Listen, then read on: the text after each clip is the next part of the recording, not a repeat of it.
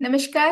Hello everyone. आज के lecture में आप सभी का स्वागत है। बैक्टीरिया की क्लासिफिकेशन के बाद आज हम इसके स्ट्रक्चर के बारे में बात करेंगे। जैसा कि हम सभी जानते हैं कि बैक्टीरिया क्या होते हैं, यूनिसेलुलर होते हैं। यूनिसेलुलर यानी कि सिंगल सेल के बने होते हैं।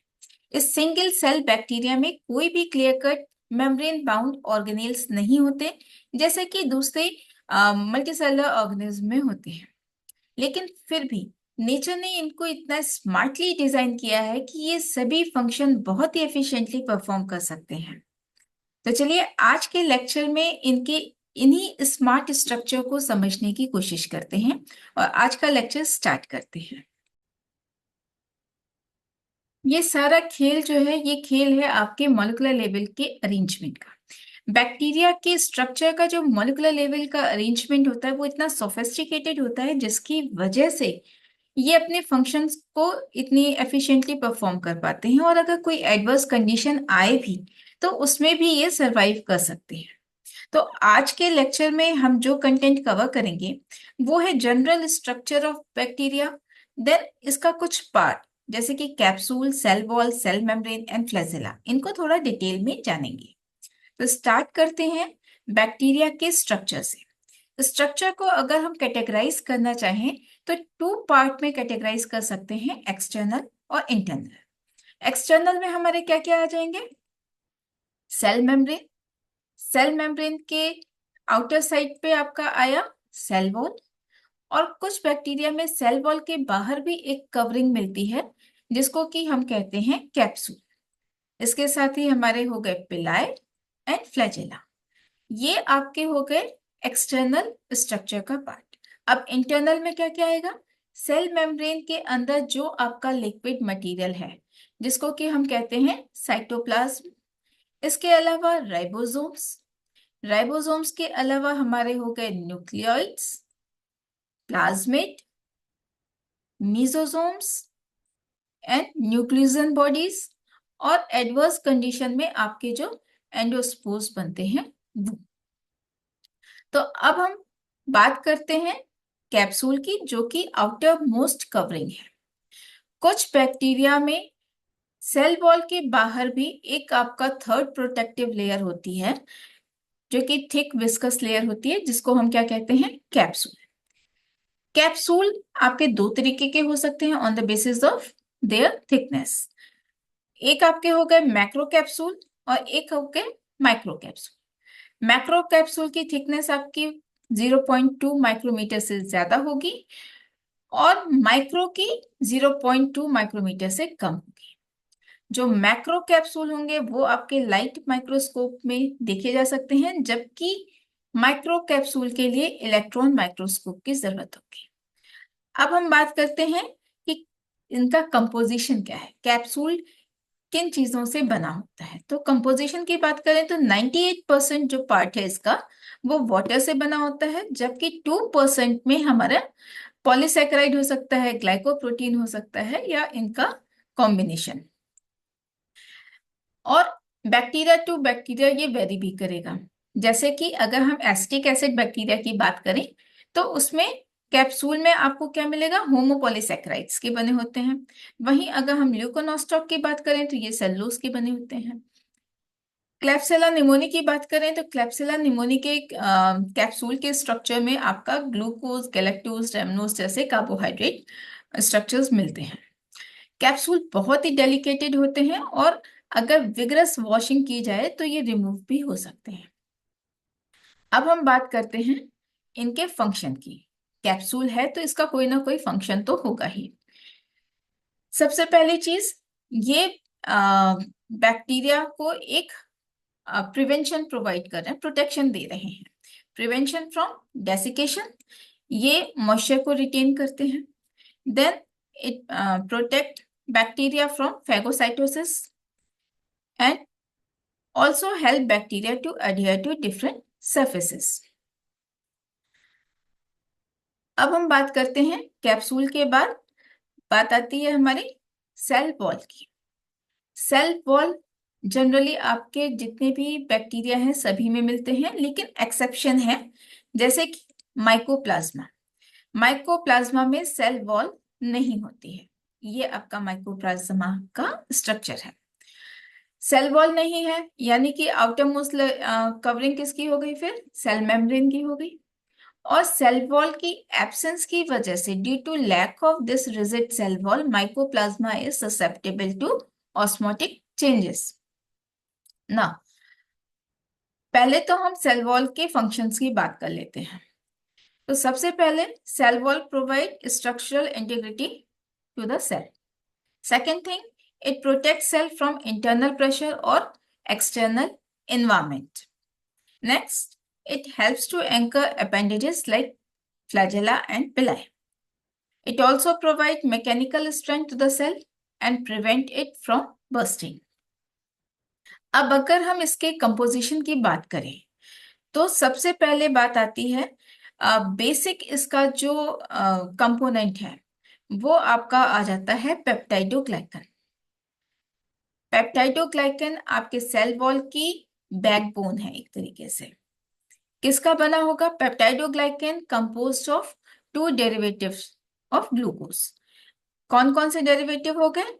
एन एसिटाइल ग्लूकोसामीन यानी कि NAG, and N acetyl muramic acid यानी कि नैम। ये आपका हो गया नैम एंड ये है आपका नैक। नेक्स्ट थिंग अगर हम देखें तो इसके अलावा जो नैम और नैक की आपकी चेन बन रही है, ये चेन आपके एक दूसरे से कैसे जुड़ते हैं? By tetrapeptide. और ये जो टेट्रापेप्टाइड हैं, ये आपके कहाँ से जुड़ेंगे?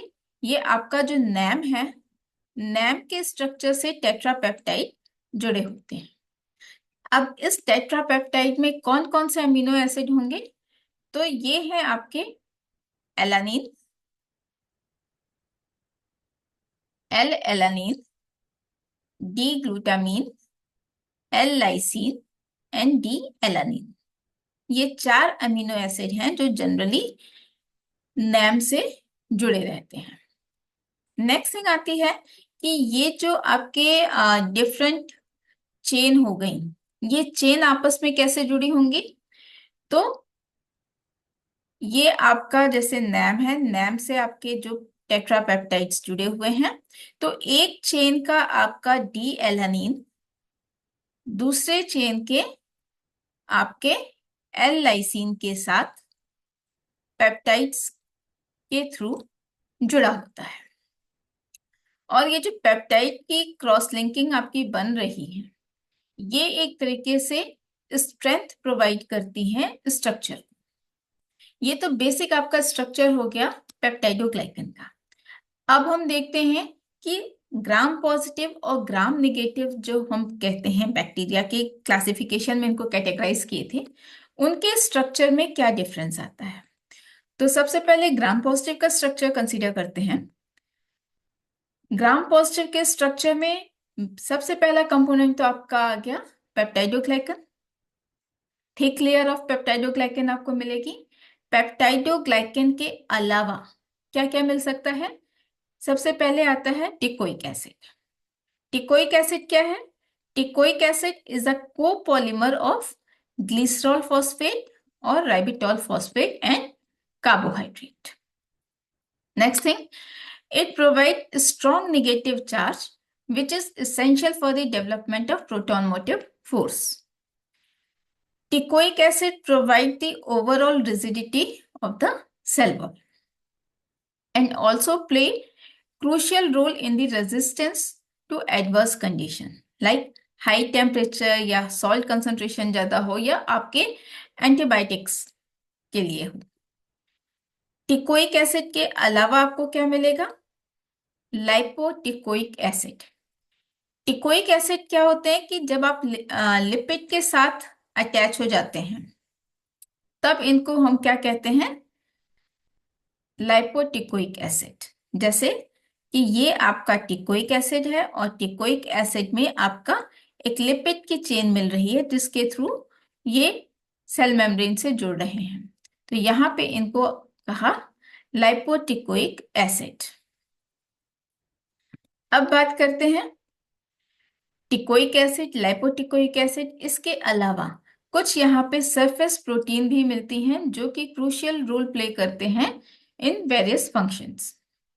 अब यही स्ट्रक्चर अगर हम ग्राम नेगेटिव के लिए कहें तो ग्राम नेगेटिव में पेप्टाइडोग्लाइकन की बहुत ही थिन लेयर मिलेगी, लेकिन इसके अलावा यहाँ पे एक आउटर मेम्ब्रेन मिलता है।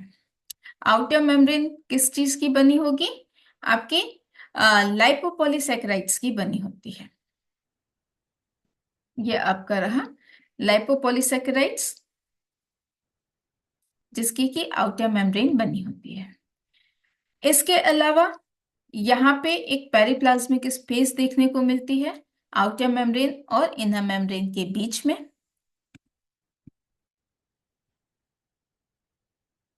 देन आपके कुछ पोरिन्स और प्रोटीन्स भी अटैच होते हैं आउटर मेम्ब्रेन से। अब अगर हम कंपैरिजन करें ग्राम पॉजिटिव सेल वॉल का और ग्राम नेगेटिव बैक्टीरिया के सेल वॉल का, तो सबसे पहला डिफरेंस आपका क्या आता है? पेप्टाइडोग्लाइकन लेयर ग्राम पॉजिटिव के केस में थिक है, जबकि ग्राम नेगेटिव के केस में थिन है। Second thing I outer membrane, जो कि ग्राम पॉजिटिव में एब्सेंट थी जबकि ग्राम नेगेटिव में प्रेजेंट है। देन आपका आया टिकोइक एसिड। टिकोइक एसिड भी आपके ग्राम पॉजिटिव में मिल रहे थे, ग्राम नेगेटिव में नहीं मिल रहे हैं। देन आपका आया लाइपोपॉलीसैकेराइड। लाइपोपॉलीसैकेराइड आपकी आउटर मेम्ब्रेन में मिल रही थी जो कि प्रेजेंट है ग्राम नेगेटिव में। देन आपका आता है पेरिप्लाज्मिक स्पेस। ये आपके ग्राम पॉजिटिव में या तो बहुत थोड़ी होगी या फिर एब्सेंट होती है, जबकि ग्राम नेगेटिव में अच्छे से मिलती है। देन सेल वॉल की अगर हम स्टेनिंग करें तो ग्राम स्टेनिंग में हम लोगों ने पढ़ाई था कि जो ग्राम पॉजिटिव होते हैं ये क्रिस्टल वॉयलेट कलर को रिटेन रखते हैं, जबकि नेगेटिव क्रिस्टल वॉयलेट कलर को रिटेन नहीं कर पाते हैं, और ये सेकेंड स्ट्रेन आपका जो होता है काउंटर स्ट्रेन सैफ्रोनिन उसको रिटेन करते हैं। देन बात आती है सेल वॉल इंटीग्रिटी की। तो ग्राम पॉजिटिव आपकी रिजिड होती है एंड मोर थिकर होती है in comparison to gram negative. और अगर हम कुछ एग्जाम्पल देखें तो ग्राम पॉजिटिव के एग्जाम्पल हो गए स्टेफाइलोकोकस ऑरियस या फिर स्ट्रेप्टोकोकस, वहीं ग्राम नेगेटिव के एग्जाम्पल हो गए हमारे इश्चेरिशिया कोलाई, साल्मोनेला, क्लेप्सिला एटसेट्रा। ये आपका हो गया सेल वॉल। सेल वॉल के बाद अब बात करते हैं हम सेल मेम्ब्रेन की। सेल मेम्ब्रेन यानी कि प्लाज्मा मेम्ब्रेन, ये एक फंडामेंटल स्ट्रक्चर है जो कि ग्राम पॉजिटिव में भी मिलता है और ग्राम निगेटिव में भी मिलता है। यूनिट मेम्ब्रेन का स्ट्रक्चर है, यानी कि फॉस्फोलिपिड बाइलेयर है। फॉस्फोलिपिड की अगर परसेंटेज देखना चाहें तो 40% ऑफ फॉस्फोलिपिड रहेगा और प्रोटीन्स आपकी जो है वो 60% रहेंगी। अब प्रोटीन हमारे दो तरह के हो सकते हैं, एक हमारी हो गई सरफेस प्रोटीन या जिसको हम पेरिफेरल प्रोटीन कह रहे हैं, और एक हमारे हो गए इंटीग्रल प्रोटीन जो कि एम्बेडेड रहते हैं मेम्ब्रेन में। अब अगर हम बात करते हैं फॉस्फोलिपिड की, जिनके कि ये बने हुए हैं, तो फॉस्फोलिपिड में आपके टू पार्ट हो गए, एक आपका पोलर हो गया और एक हमारा नॉन पोलर हो गया। पोलर को हम हेड के नाम से जानते हैं, यानी पोलर हेड हो गया, और नॉन पोलर हमारा टेल हो गया। एम्फोटेरिक नेचर हो गया क्योंकि पोलर और नॉन पोलर दोनों चीजें एक ही स्ट्रक्चर में है। तो पोलर आपका हाइड्रोफिलिक ग्लिसरॉल का हेड हुआ, यानी ग्लिसरॉल का बना हुआ हुआ। वहीं टेल आपकी क्या हो गई? फैटी एसिड की बनी होती है, हाइड्रोफोबिक फैटी एसिड्स के। और हेड और टेल आपस में जुड़े कैसे होते हैं? थ्रू ईस्टर बॉन्ड ये जुड़े होते हैं। यानी कि अगर हम कहें डिटेल में देखें, लिपिड में हमारे कौन कौन से लिपिड मिलेंगे, तो फॉस्फेटाइडिल इथेनॉलमीन या फॉस्फेटाइडिल ग्लिसरॉल आपके मिलते हैं। तो इस तरीके से अरेंजमेंट अगर हम इनका देखें तो अरेंजमेंट में आ जाएगा कि जो पोलर एंड्स हैं वो आपके आउटर मोस्ट की तरफ होंगे, चाहे वो आपका आउटर वाला आउटर हो या फिर इनर वाला हो। और जबकि जो नॉन पोलर पार्ट है, यानी कि फैटी एसिड की चेन, ये आपका इनर साइड में होगा, ये आपके इनर साइड में है। और ग्लिसरॉल और फॉस्फेट ये आपका पोलर हेड बना रहे हैं। इसके अलावा यहाँ पे कुछ आपके मेम्ब्रेन प्रोटीन्स भी मिलते हैं, जैसा कि पहले ही बता चुके हैं। एक आपके पेरिफेरल प्रोटीन हो गए और दूसरे हैं आपके इंटीग्रल प्रोटीन्स हो गए। अब अगर हम प्लाज्मा मेम्ब्रेन के फंक्शन की बात करें तो फंक्शंस, नंबर ऑफ फंक्शन है प्लाज्मा मेम्ब्रेन के। सबसे पहली चीज कि इट प्रोवाइड सेलेक्टिव परमेबिलिटी, यानी कि ये एक तरीके का बैरियर प्रोवाइड करते हैं और सेलेक्टिवली परमेबल, कुछ चीजों को ये इन और आउट होने देंगे और कुछ चीजों को नहीं। देन ट्रांसपोर्ट ऑफ सब्सटेंस, कि पैसिव और एक्टिव ट्रांसपोर्ट के थ्रू वेरियस आपके जो मॉलिक्यूल्स हैं वो आपके इनसाइड टू आउटसाइड और आउटसाइड टू इनसाइड हो रहे हैं। Then protection and structural support, आपका बेसिक जो इनर मटेरियल है उसके लिए ये एक तरीके का प्रोटेक्शन और स्ट्रक्चरल सपोर्ट प्रोवाइड कर रहे हैं। Then cell communication, cell membrane में आपके रिसेप्टर प्रोटीन्स होंगे जो कि रिस्पॉन्ड करते हैं एक्सटर्नल सिग्नल्स में, तो इस तरीके से ये सेलुलर लेवल पे कम्युनिकेशन में पार्टिसिपेट करते हैं। देन आपका आता है एंडोसाइटोसिस और एक्सोसाइटोसिस, इसमें भी आपका सेल मेम्ब्रेन जो है इंपॉर्टेंट रोल प्ले कर रहे हैं। देन आया आपका सेल रिकॉग्निशन एंड एडिशन में, यहाँ पे जो सरफेस पे ग्लाइकोप्रोटीन्स और ग्लाइकोलिपिड्स होंगे वो इन्वॉल्व होते हैं सेल रिकॉग्निशन एंड एडिशन में। देन बात करते हैं शेप की, तो एक तरीके से आपके ये स्ट्रक्चर को एक रेगुलर शेप प्रोवाइड कर रहे हैं और उसको मेंटेन कर रहे हैं। देन एनर्जी जनरेशन फंक्शंस, यानी कि सेल मेम्ब्रेन में आपके जो कॉम्प्लेक्स एंड डिफरेंट रेस्पिरेटरी या फोटोसिंथेटिक इलेक्ट्रॉन ट्रांसपोर्ट सिस्टम या एटीपी सिंथेसाइजिंग एटीपेस कॉम्प्लेक्स जो होते हैं वो प्रेजेंट होते हैं और डिफरेंट फंक्शंस वो परफॉर्म करते हैं। सेल मेम्ब्रेन के अलावा जो स्ट्रक्चर आज हम कवर करेंगे वो है फ्लैजेला। फ्लैजेला क्या हो गए? फ्लैजेला एक तरीके से हेयर लाइक स्ट्रक्चर हो गए जो कि मूवमेंट के लिए रिस्पॉन्सिबल है, यानी कि flagella is a helical structure and composed of flagellin protein. अब अगर हम स्ट्रक्चर की बात करें तो फ्लैजेला के स्ट्रक्चर को 3 पार्ट में कैटेगराइज कर सकते हैं। वन आपका हो गया बेसल बॉडी, देन आपका आया हुक, एंड देन आपका आया फिलामेंट। अब सबसे पहले हम बात करें कि आखिर फ्लैजेला काम क्या करता है।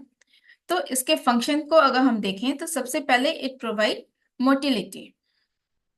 फ्लैजेला एक तरीके से टाइनी मोटर की तरीके से काम करता है और जिसके थ्रू बैक्टीरिया जो है अपना मूवमेंट करता है, मूवमेंट डिजायर्ड डायरेक्शन में, यानी कि अगर टॉक्सिन आसपास उसको लग रहा है कि कोई टॉक्सिन प्रेजेंट है तो उससे दूर जाएगा, या कोई न्यूट्रिएंट प्रेजेंट होगा तो उसकी तरफ जाएगा।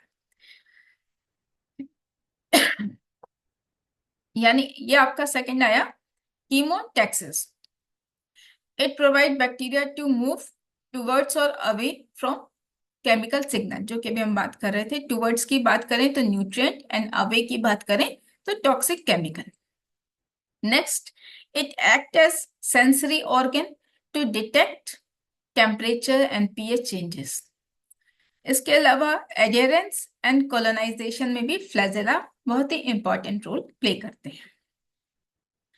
अब हम इनके स्ट्रक्चर को थोड़ा सा अगर डिटेल में देखें तो सबसे पहला, जैसे कि हमें पता है कि बेसिक जो हमारा स्ट्रक्चर है वो कुछ ऐसा होगा कि सेल मेम्ब्रेन है और आपका सेल वॉल है जिसमें पेप्टाइडोग्लाइकन या आउटर मेम्ब्रेन, अगर हम यहाँ पे ग्राम नेगेटिव की बात कर रहे हैं तो। इसके अलावा फ्लैजेला कैसे आ रहा है? सबसे पहली चीज क्या थी? Basal body. बेसल बॉडी आपकी अटैच कहाँ से हो रही है? सेल मेम्ब्रेन में और सेल वॉल पे। बेसल बॉडी में क्या है? डिफरेंट रिंग्स है, जैसे कि एल रिंग होगी। एल रिंग आपकी लाइपोपॉलीसेकेराइड लेयर में हुई। पी रिंग आपकी कहाँ होगी? पेप्टाइडोग्लाइकन लेयर में। एमएस रिंग आपकी कहाँ पे हो रही है? साइटोप्लाज्मिक मेम्ब्रेन पे। और सी रिंग आपको कहाँ मिलेगी? साइटोप्लाज्म में। ये आपके रिंग स्ट्रक्चर हुआ। इसके अलावा आपका क्या मिल रहा है? नेक्स्ट आपका आ गया हुक। हुक आपका क्या है? ब्रॉडर एरिया है present at the base of filament.